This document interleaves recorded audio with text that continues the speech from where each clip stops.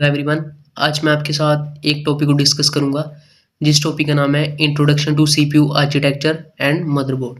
ठीक है, तो सबसे पहले जान लेते हैं कि इंट्रोडक्शन टू सीपीयू आर्किटेक्चर की सीपीयू आर्किटेक्चर आपका होता क्या है। ठीक है, CPU architecture means the internal design of the CPU.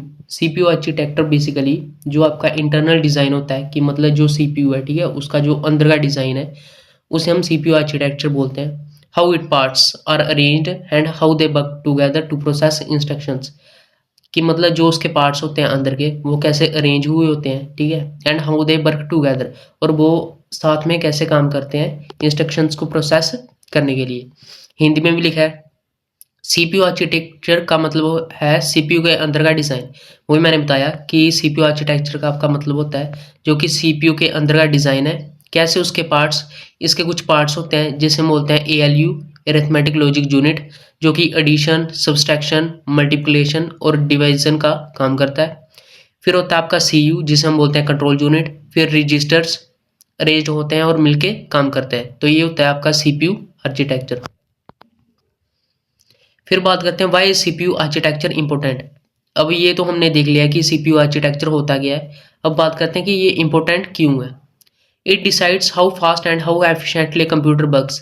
ये इसलिए इंपॉर्टेंट है क्योंकि ये डिसाइड करता है कि कंप्यूटर को कितना एफिशिएंटली और कितना फास्ट प्रोसेस करना है जब वर्क करना है। ठीक है, कि कितना जल्दी उनको काम कंप्यूटर को काम करना है, ये सीपीयू आर्किटेक्चर पे ही डिपेंड होता है और ये डिसाइड करता है उस चीज़ को।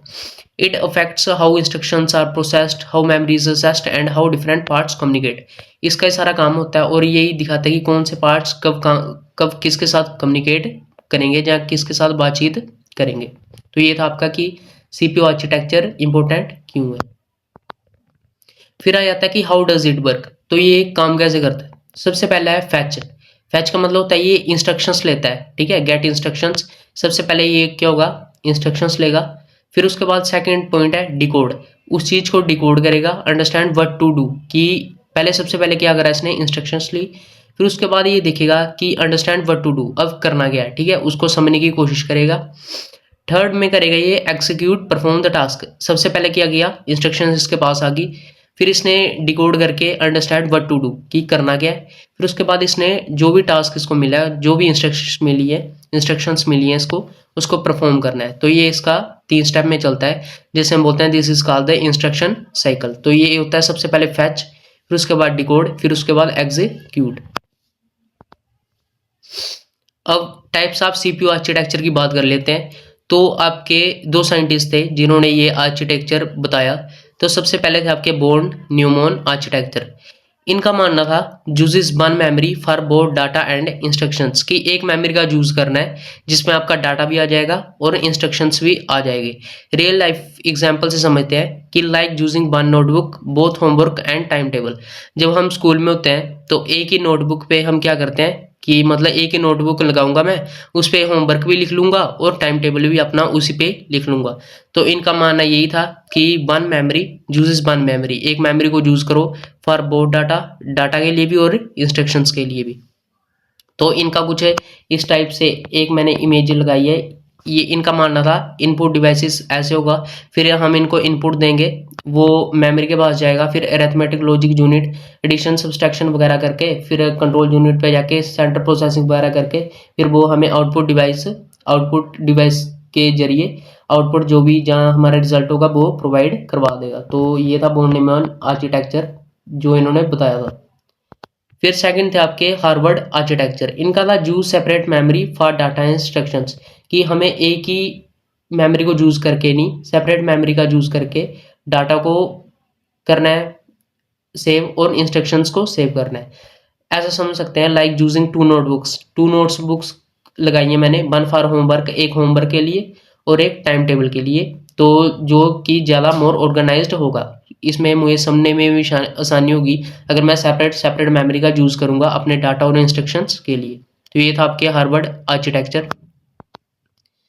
फिर इसके बाद है, ये हो गया आपका इंट्रोडक्शन टू सीपीयू आर्किटेक्चर। ठीक है, आई होप आपको ये समझ आया होगा। अब बात कर लेते हैं इंट्रोडक्शन टू मदरबोर्ड की। ठीक है, कि मदरबोर्ड होता क्या है। तो the motherboard is the main circuit board that connects all parts of computer. तो मदरबोर्ड एक आपका मेन पार्ट होता है कंप्यूटर का। ठीक है, जिससे कि जितने भी आपके पार्ट्स हैं वो कनेक्ट हुए होते हैं, ठीक है। It allow us communicate between CPU, RAM, storage, power and other devices. ये क्या करता है, आपको बातचीत करने में मदद करता है बिटवीन किस किस के साथ, सीपीयू के साथ जिसे हम सेंट्रल प्रोसेसिंग यूनिट बोलते हैं, रैम के साथ जिसे हम बोलते हैं रैंडम एक्सेस मेमोरी, स्टोरेज के साथ, पावर और अदर डिवाइसेस के साथ, ठीक है। It distributes power and transfer data between components. ये क्या करता है, पावर को डिस्ट्रीब्यूट करता है, बांट देता है, और जो डाटा है उसको ट्रांसफर करता है बिटवीन कंपोनेंट्स, ठीक है। जो भी पार्ट्स लगे होते हैं उनके बीच में ये डिस्ट्रीब्यूट करता है पावर को, और डाटा को ट्रांसफर करता है between components. Without it no part of the computer can work together. इसके बिना जो हमारा कंप्यूटर है वो काम नहीं कर सकता, ठीक है, क्योंकि सभी जो पार्ट होते हैं वो इससे कनेक्ट हुए होते हैं, तो इसके बिना जो हमारा कंप्यूटर है वो वर्क नहीं कर पाता। ये थी इंट्रोडक्शन टू मदरबोर्ड। अब इसके कुछ इंपॉर्टेंट पार्ट्स ऑफ मदरबोर्ड देख लेते हैं। ऐसे तो बड़े होते हैं, तो पर जो इंपॉर्टेंट है वो मैं लाया हूँ, ठीक है। सबसे पहले हम पढ़ेंगे पार्ट का नेम, ठीक है। पार्ट का नेम है सीपीयू सॉकेट, ठीक है। फिर उसके बाद है, इसमें मैंने हिंदी एक्सप्लेनेशन भी दी है, फिर उसके बाद है इंग्लिश एक्सप्लेनेशन। तो सबसे पहले आपका पार्ट नेम जो आता है सीपीयू सॉकेट, ये क्या करता है, प्रोसेसर लगता है जहाँ, ठीक है। इसका काम होता है जहाँ पे भी प्रोसेसर लगता है आपका, वो आपका लगता है सीपीयू सॉकेट में। जो आपकी रैम स्लॉट्स हैं, अगला पार्ट नेम रैम स्लॉट्स, इधर क्या होता है, जो भी आपकी मेमोरी स्टिक्स हैं, ठीक है, जैसे रैंडम एक्सेस मेमोरी, वो सारी जो मेमोरी स्टिक्स हैं वो रैम स्लॉट्स में कनेक्ट की जाती हैं। फिर आता है आपका पावर कनेक्टर्स, ये बिजली का कनेक्शन होता है, इसमें क्या होता है, जो आपकी पावर सप्लाई है वो कनेक्ट की जाती हैं। फिर आता है आपका चिपसेट, ये क्या होता है, डाटा को ट्रैफिक कंट्रोलर का काम करता है ये, ठीक है। जो भी बोलता है डाटा आ रहा है उसको कंट्रोल करने का काम करेगा ये। फिर आता है आपका बायोस चिप, जिसे हम बेसिक इनपुट आउटपुट सिस्टम भी बोलते हैं। ये इसका काम होता है बूटिंग और सेटिंग का मास्टर, ठीक है, कि बूटिंग जब लोडिंग वगैरह होती है ये उस वक्त इसका बायोस चिप का काम होता है, ठीक है। फिर आता है आपके एक्सपेंशन स्लॉट्स, ये इसका काम ये होता है कि एक्स्ट्रा कार्ड्स लगाने के लिए अगर आप चाहते हो कि आपने कोई साउंड कार्ड लगाना है, ठीक है, कोई ग्राफिक्स लगाना है, तो उस वक्त आप एक्सपेंशन स्लॉट्स का यूज कर सकते हो। फिर होता है आपका एक साटा पोर्ट्स, SATA साटा पोर्ट्स, ये हार्ड डिस्क और SSD के कनेक्टर्स, कि मतलब अगर आप चाहते हो कि स्टोरेज डिवाइसेस को ऐड करना है तो आप साटा पोर्ट्स में कनेक्ट कर सकते हो। फिर आते हैं आपके यूनिवर्सल सीरियल बस एड्रेस, USB, ये क्या होता है, कैबिनेट के यूएस पोर्ट्स के कनेक्टर, जो भी कैबिनेट होता है आपका, ठीक है, उसके जो भी USB के कनेक्टर्स होते हैं उनको ये कनेक्ट करने में मदद करता है। कनेक्ट्स एक्सटर्नल USB पोर्ट्स, जो बाहर के USB पोर्ट्स कनेक्ट करने में ये मदद करता है। फिर आती है आपकी CMOS battery, bio setting jar, ये क्या करता है, बायो सेटिंग जो हमने की होती है बेसिक इनपुट आउटपुट सिस्टम में, तो ये उसे याद रखता है। मतलब बेसिकली इसका काम होता है saves date time and BIOS setting, जो भी हमने डेट टाइम सेट की होती है ये उसे याद रखता है। फिर आपके एंड में है फैन हेडर्स, ये क्या करता है, कूलिंग फैंस के connector, connect fans to keep system cools, ये क्या करता है, फैंस को कनेक्ट करता है कि जो आपका सिस्टम है वो ठंडा रहे, कूल रहे, ज़्यादा गर्म ना हो जाए, ठीक है। तो ये थे कुछ इंपॉर्टेंट पार्ट्स ऑफ मदरबोर्ड। अब इनको थोड़ा और डीपली पढ़ लेते हैं, ठीक है। तो सबसे पहले जो मैंने पढ़ाया था वो था सीपीयू सॉकेट, ठीक है। पहला जो आपका पार्ट्स ऑफ मदरबोर्ड था सीपीयू सॉकेट, ये एक इस टाइप से मान लो प्रोसेसर का घर, ठीक है। हिंदी में पढ़ लेते हैं एक बार। यही जगह होती है जहाँ सीपीयू लगता है, इसका जो आपका सीपीयू होता है वो इसी जगह पे लगता है। ये मदरबोर्ड का ब्रेन फिटिंग पॉइंट होता है, इसे मदरबोर्ड का ब्रेन फिटिंग पॉइंट भी बोला जाता है। जो आपका सीपीयू सॉकेट वो इसी जगह पे लगता है, ठीक है। तो ये है सीपीयू सॉकेट। फिर आता है आपका रैम स्लॉट्स, ठीक है, जो टेम्परेरी मेमोरी के लिए जगह होती है। आपकी जो रैम स्लॉट्स हैं वो इस जगह पे लगती हैं, ठीक है, जो कंप्यूटर को फास्ट बनाती हैं, ठीक है। This slots hold RAM modules for temporary data storage and quick access, ये रैम मॉड्यूल्स के लिए जगह होती है। टेम्परेरी डाटा जो होता है आपका RAM, जिसे हम रैंडम एक्सेस मेमोरी बोलते हैं, तो ये इसलिए लगाई जाती है कि कंप्यूटर को थोड़ा फास्ट बनाती हैं। फिर आपका पावर कनेक्टर्स, बिजली का कनेक्शन, पावर सप्लाई से मदरबोर्ड और उसके पार्ट्स को बिजली मिलती है, तो ये this connectors distribute power from the PSU to all components. तो ये कनेक्टर ये काम करते हैं, जितनी भी पावर है, ठीक है, ये डिस्ट्रीब्यूट करते हैं power supply to all components, सारे कंपोनेंट्स को, ठीक है। तो इनका ये काम होता है बिजली का कनेक्शन देना, ठीक है, पावर कनेक्टर्स का। फिर आपका चिपसेट, जैसे मैंने बताया था, ये एक ट्रैफिक कंट्रोलर होते हैं, ठीक है। A chipset is a group of electronic components to the motherboard that manages communication between the CPU, RAM storage devices and peripherals like USB, sound card, extra. तो ये एक इनका ग्रुप होता है इलेक्ट्रॉनिक कंपोनेंट्स का, ठीक है, जो कि मैनेज करते हैं और कम्युनिकेशन करते हैं सीपीयू के साथ, सेंट्रल प्रोसेसिंग यूनिट के साथ, रैम के साथ, स्टोरेज डिवाइसेस के साथ और कोई भी पेरिफेरल डिवाइसेस, मतलब जो बाहर की हम डिवाइसेस लगा रहे हैं, लाइक आपके यूएसबी हो गए, यूनिवर्सल सीरियल बस हो गए, और जो आपके साउंड कार्ड हो गए ऐसा एक्स्ट्रा, ठीक है। तो इसमें कुछ होता है कि एक होता है चिपसेट, तो आपका हो गया, ठीक है। इसमें होता है एक साउथ ब्रिज और एक होता है नॉर्थ ब्रिज, इसके बारे में थोड़ा जान लेते हैं। तो आपका होता है नॉर्थ ब्रिज, साउथ ब्रिज। सबसे पहले इसके फीचर्स, फिर है नॉर्थ ब्रिज, फिर है साउथ ब्रिज। तो फीचर की बात करें, लोकेशन की बात करें, ठीक है, लोकेशन नॉर्थ ब्रिज की जो लोकेशन होती है क्लोज टू द सीपीयू, ये बिल्कुल सीपीयू के क्लोज होता है, ठीक है, सेंट्रल प्रोसेस यूनिट के बिल्कुल उसके क्लोज होता है।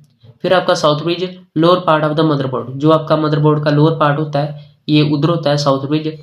स्पीड की बात करें, नॉर्थ ब्रिज की हाई स्पीड कम्युनिकेशन, इसकी ज़्यादा स्पीड होती है। साउथ ब्रिज में बात करें लो स्पीड कम्युनिकेशन, इसमें थोड़ी जो स्पीड होती है बाकी लो होती है। फीचर की बात करें, जो हैंडल्स की, मतलब नॉर्थ ब्रिज क्या हैंडल करता है, तो ये सीपीयू को हैंडल करता है, जिसे हम बोलते हैं सेंट्रल प्रोसेसिंग यूनिट, रैम को हैंडल करता है और आपकी ग्राफिक्स कार्ड को हैंडल करता है।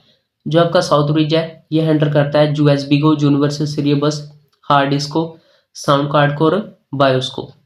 फिर है कनेक्शन की बात करें, directly to connected to CPU. जो आपका नॉर्थ ब्रिज होता है ये सीधा कनेक्ट होता है सीपीयू से, जिसे हम बोलते हैं सेंट्रल प्रोसेसिंग यूनिट। और जो आपका साउथ ब्रिज है कनेक्टेड बाय नॉर्थ ब्रिज। तो ये क्या, साउथ ब्रिज आपका कनेक्ट हुआ होता है बाय नॉर्थ ब्रिज की, नॉर्थ ब्रिज के साथ में, ठीक है। तो ये थे कुछ north bridge versus south bridge के फीचर्स, उनके लोकेशन, स्पीड, हैंडल्स और कनेक्शन। फिर आता है आपका बायोस, ठीक है, कंप्यूटर का मेमोरी स्टार्टर। जब कंप्यूटर ऑन होता है तो ये बेसिक सेटिंग और बूटिंग का काम करता है। तो बेसिकली बायोस का वही काम है, जो भी हमने डे टाइम सेटिंग्स की होती हैं उनको प्रोसेस करने के लिए काम करता है, ठीक है। तो इसलिए हम बायोस का यूज करते हैं, ये कंप्यूटर का, इसे मेमोरी स्टार्टर भी बोलते हैं हम। फिर आए आपके एक्सपेंशन स्लॉट्स।